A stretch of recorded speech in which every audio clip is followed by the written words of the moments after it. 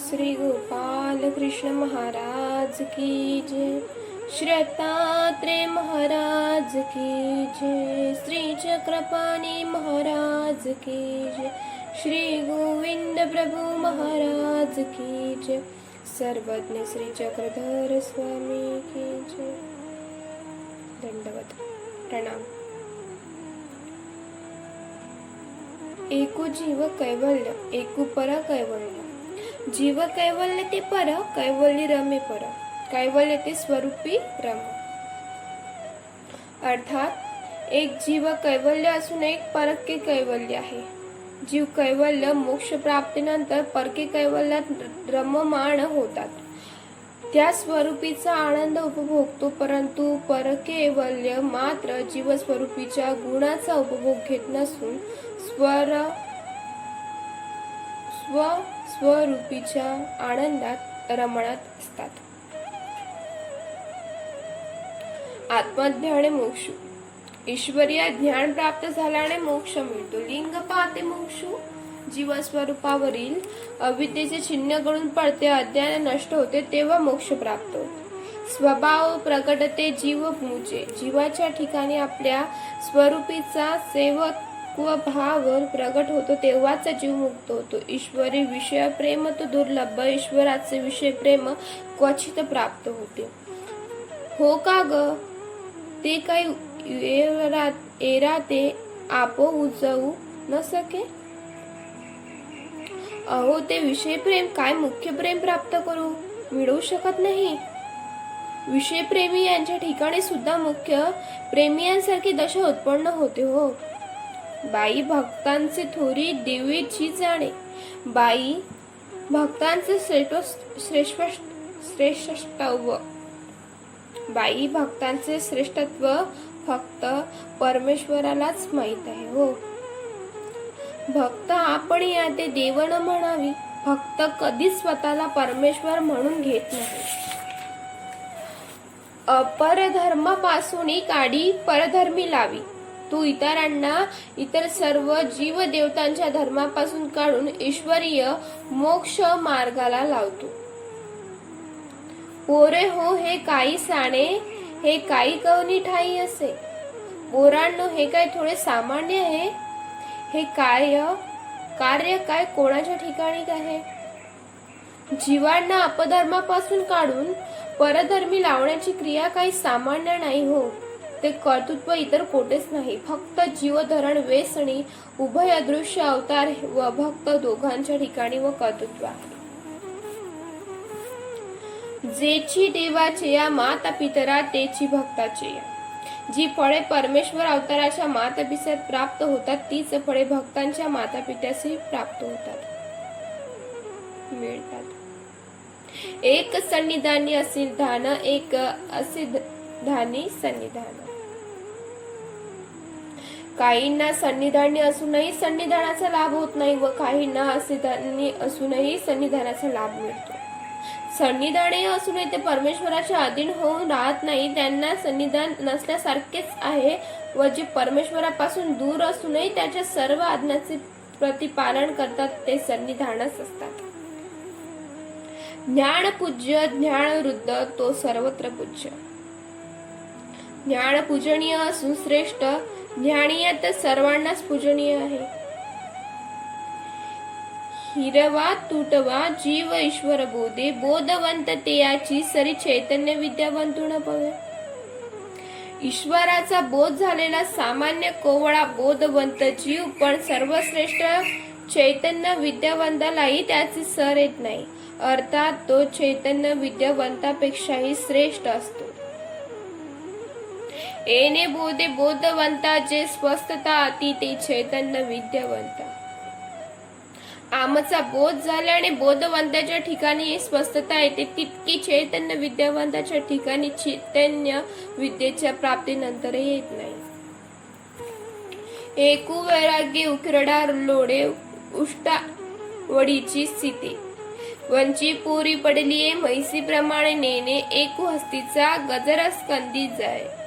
कनक दंडी विजयमान परिपर धर्मू, तो तेयाची पुरावा पुसावा। अन्य मार्गे वैरागी वैराग्याच्या उत्कृष्टामुळे निर्विकल्पणे खुशाल उकिरड्यावर लोळतो. उष्ट पातळीवरील शीते वेचून खातो, परंतु पाण्यात पसरलेल्या म्हशीप्रमाणे अगदी ज्ञानही असतो. आणि परमेश्वराचा बोध झालेला एखाद्या हत्तीच्या गज स्तरकंधावर आरूढ होतो, अनेक उपभोग भोगतो, सोन्याच्या दाळ्या लावलेल्या चवऱ्या स्वतःवरून वारून घेतो, परंतु तरीही ईश्वरीय ज्ञान त्यालाच योग्य प्रकारे माहीत असते. अर्थात ज्ञानहीन वैराग्यापेक्षा उपभोगशील ज्ञानी केव्हाच श्रेष्ठच. जे जसे असे ते तैसे आणि जे ते ज्ञान. जी वस्तू जशी आहे ती अगदी तशीच यथाप्रमाणे जाणणे यालाच ज्ञान म्हणतात. सामान्य ज्ञान, खंड ज्ञान, विज्ञान, विशेष ज्ञान, अखंड ज्ञान. सामान्य ज्ञान, खंड ज्ञान, विशेष ज्ञान आणि अखंड ज्ञान, देवता स्वरूपी जे ज्ञान असते त्यांना विज्ञान म्हणतात. कारण त्या मनाला जीव असतात असे ते विपरीत ज्ञान सुद्धा पूर्णत्वाने नसते तर खंडित असते. देवतांना आपल्यावरील कोणत्याच देवतेचे ज्ञान नसते, त्यातही शेषयापासून खालील आपल्यावरील कोणत्याच देवतांचे ज्ञान तर अगदी सामान्य प्रकारेच असून भैरव विश्व देवतेचे ज्ञान विशेष असते. तसेच देवता विग्रह धारण करीत असताना त्याचे ज्ञान त्रुटीत होत असते, तसे परमेश्वराचे नाही. त्याचे ज्ञान अखंड असून तो अनेकदा विभागलेला आहे, तरी त्याच्या ठिकाणी स्वरूपागत ध्यान पूर्णत्वाने असते. पशु पक्षादिकांचे ज्ञान हे सामान्य ज्ञान असते व पशु पक्षादिकांचे ज्ञान हे सामान्य ज्ञानच असते. मनुष्याचे खंड ज्ञान, देवतांचे विज्ञान ज्ञान व त्यातच भैरव विश्वाचे विशेष ज्ञान आणि ईश्वरीचे अखंड ज्ञान होय. वृत्ती स्वरूप ज्ञान, रस स्वरूप ज्ञान, विषय स्वरूप ज्ञान. वृत्ती रूप ज्ञान, रस रूप ज्ञान, सामान्य रूप ज्ञान हे रस रूप ज्ञान आणि विशेष ज्ञान हे विशेष रूप ज्ञान आहे. हे शास्त्र हंसतवरे ब्रह्योप्राप्ती निरूपिली तरी अधिकारोनी विन घेते द्वारा नुघडेची. हे शास्त्र हंस अवताराने ब्रह्मदेवास निरूपण केले, परंतु अधिकार नसल्यामुळे त्याला आत्मसात करता आले नाही. ज्ञान होण्यासाठी मूळाधिकार असावा लागतो. पूर्व संस्कारात ज्ञानाधिकार निष्पप झालेला असेल तर प्रस्तुत तो ज्ञानास अधिकारी असेल. अर्थात कर्मभूमीत मनुष्य योनी जन्माला असेल तर ईश्वरीय ज्ञान प्रभू होऊ शकते व ब्रह्मविद्याशास्त्र आकलन होऊ शकते. सकळही शास्त्रीय शास्त्राचे मिळते परी हे कवणी न मिळे.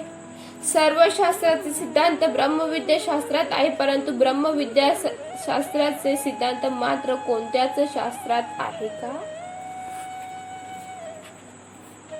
हे हाट चोहटा बोलावे परी येतुनी दिदले याविनी कवणी घेऊ घाटो नये. या शास्त्राचे निरूपण गजबजलेल्या बाजारपेठामध्ये किंवा चव्हाट्यावर केले तरी आम्ही दिल्याशिवाय ज्ञानशक्तीचा संचार केल्याशिवाय कोणालाच ते आत्मसात होत नाही आणि त्याचे मनन चिंतनही करता येत नाही.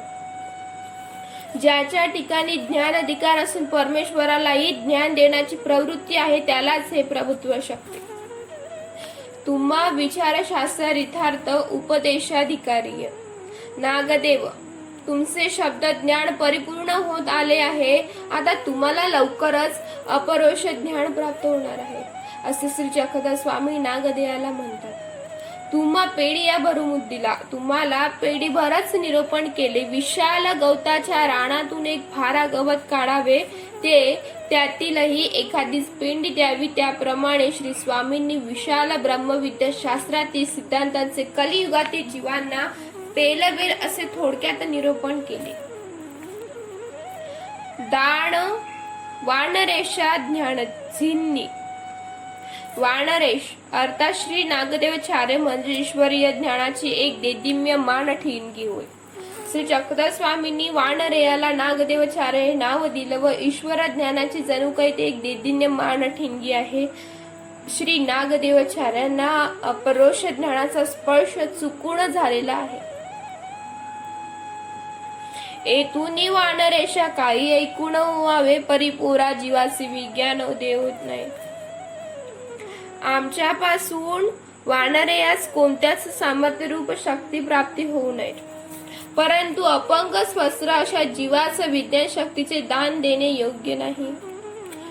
श्री स्वामीच्या ठिकाणी अष्टमासिद्धी सारख्या सामर्थ्य रूप शक्तिदानाने सामर्थ्याने भट्टोबाचा विषय कवणही होती, परंतु त्या शक्तीच्या सामर्थ्यामुळे भट्टोबासांची आचरण क्रिया आणि योग्यता याचा नाश होईल, म्हणून स्वामींनी त्यांना तसली कोणतीच शक्ती दिली नाही.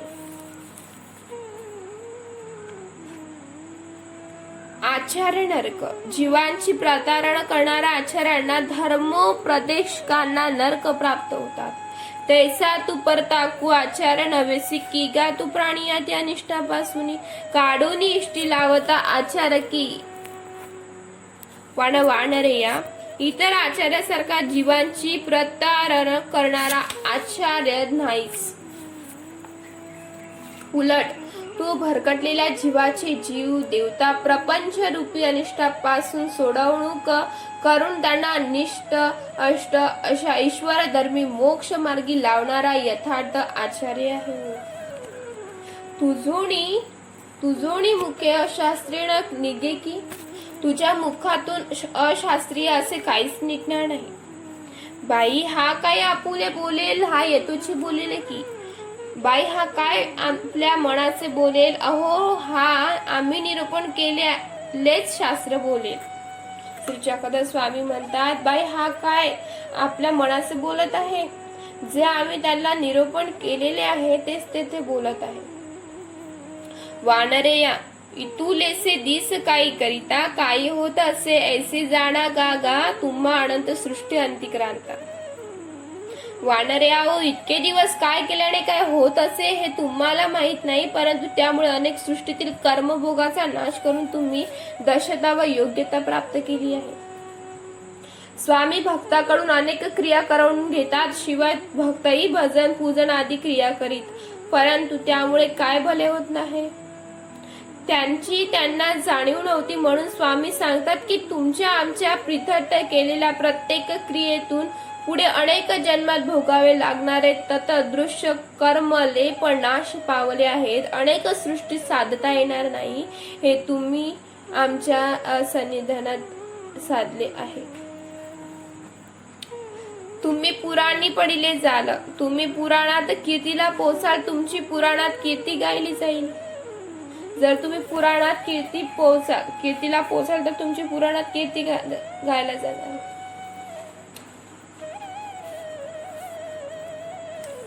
येथोनी तुमची थोडी सांधी जेला तरी माथे या डोळे जाती.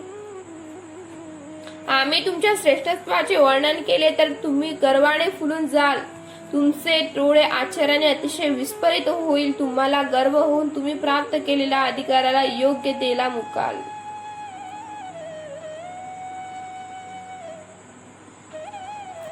जव जव जाणता तव नव नेवता.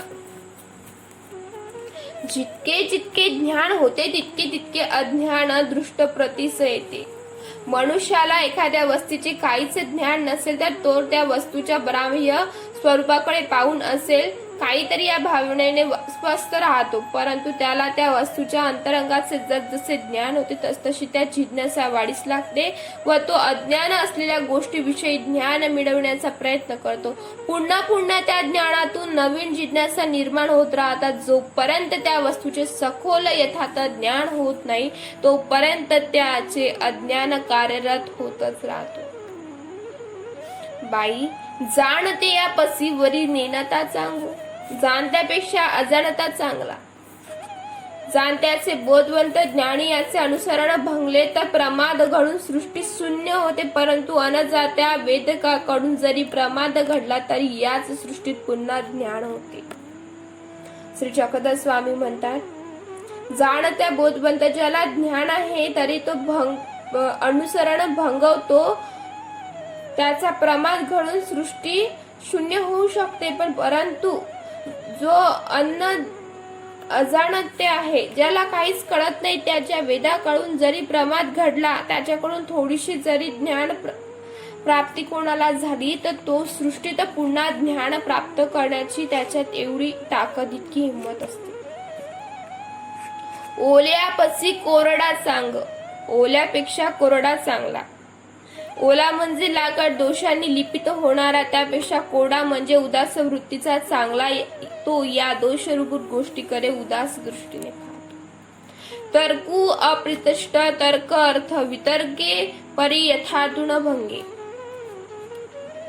तर्क अप्रतिष्ठ अविश्वसनीय असतो, अर्थात तर्कामुळे अर्थ सिद्ध होत. उलट निषेध रूप होता, अर्थात त्यातून अमान्य न पटणारा अर्थ सिद्ध होतो. परंतु अशा प्रकारे सिद्ध केलेल्या अर्थाने यर्थाला सिद्धार्थाला काहीच बाधा येत नाही. अहेतुक भूतभजन ज्ञान प्राप्ती साधन. अहेतुक भूतभजनाने ज्ञानाचा अधिकार निष्पन्न होतो.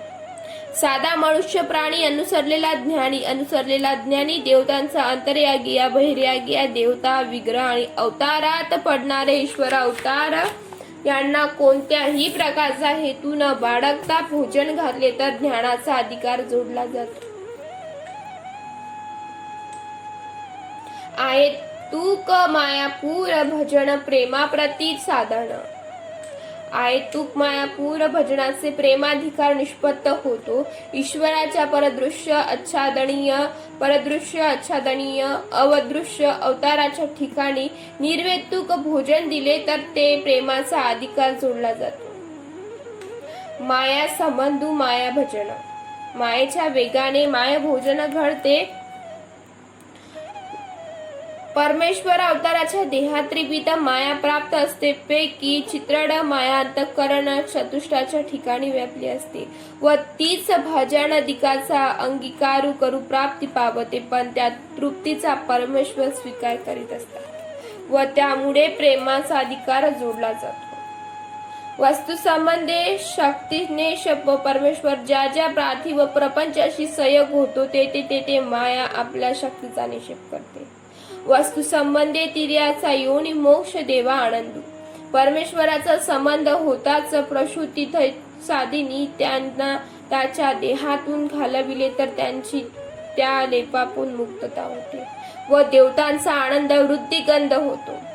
वस्तू संबंध जडा भले. परमेश्वराचा संबंध झाल्याने जीव देवता याचे भले होते. अधिराईक विके. प्रथम राजाचे विकले जाते. बाजारात राजाचा अगदी निकृष्ट प्रतीचा माल असला तरी अगोदर विकावा लागतो आणि मग आपला श्रेष्ठ माल विकता येतो. त्याचप्रमाणे देवता ईश्वरापैकीचे फळ प्रथम भोगवितात, मग आपले भोगवितात. बलवंतरात दुर्बल बद्धते. बलवानापुढे निर्बलाचे काही चालत नाही. ज्याप्रमाणे ईश्वर शक्तिशाली असल्यामुळे त्याचा विरोध कुणी करू शकत नाही, त्याप्रमाणे श्रेष्ठ देवते पुढे कनिष्ठ देवतेंचे काही चालत नाही. श्रेष्ठ देवता तिला बाजूला सारून आपले सुख फळ भोगून घेते. लीळादान. वस्तू संबंध एक घेऊन एक देती कैवल्य दान. लीळादान वस्तुदान एक घेऊन एक देवता आणि कैवल्यदान ही परमेश्वराकडून दिली जाणारी 4 दाने होते. पैकी लीळा व दान म्हणजे कोणतीही गोष्ट जीवाने जोडलेली नसतानाही देणे, यालाच अनार्जित दान म्हणतात. संबंध दान म्हणजे परमेश्वराचा 5 प्रकारे संबंध स्पर्श होतो त्यास वाचे भले होते हे ऐकून एक देणे म्हणजे ग्रहण होय. जीवाने जोडलेला परंतु परवडीला न आलेला लेप घेऊन त्याचे फळ जीवाला देतात आणि कैवल्य दान म्हणजे जीवाला साध्य दान देणे, योग्य करून आपली प्राप्ती देणे. दृक स्पर्शु आलापू अंतःकरण. दृष्टी स्पर्श आलाप आणि अंतःकरण परमेश्वर आपला वेद किंवा स्थितीचे दृष्ट स्पर्श शब्द आणि अंतःकरण अशा 4 प्रकारे संक्रमण करतात.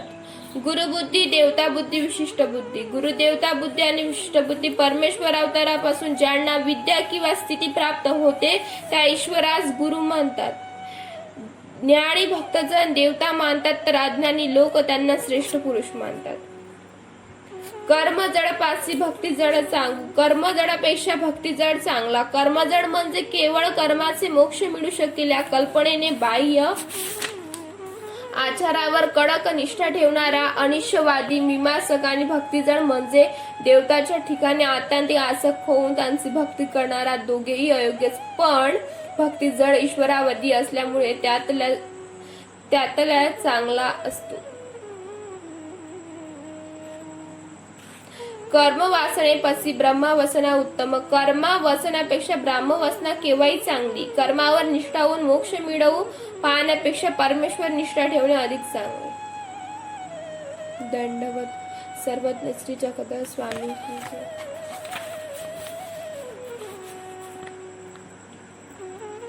श्री चक्रधर स्वामी नागदेवांना किती छान निरूपण करून सांगितलेले आहे.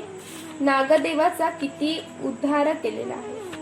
श्री चक्रधर स्वामी नागदेवाला प्रत्यक्ष सगळं समजून सांगतात. त्याप्रमाणे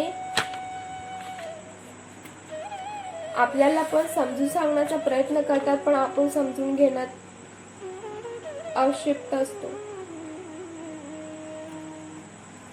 श्री चक्रधर स्वामींनी नागदेवाला किती छान समजून सांगितलेले आहे. श्री चक्रधर स्वामी म्हणतात, नागदेया ज्या देवता विघ्न करतात त्याचा अधीन होतात त्यांच्यापासूनच मोकळा होतो. आत्मज्ञान मोक्ष फक्त प्राप्त झाल्याने मोक्ष मिळतो असं नाही हो. भक्त आपण आहे ते देवण म्हणावी. भक्त कधीच स्वतःला परमेश्वर मानून घेत नाही.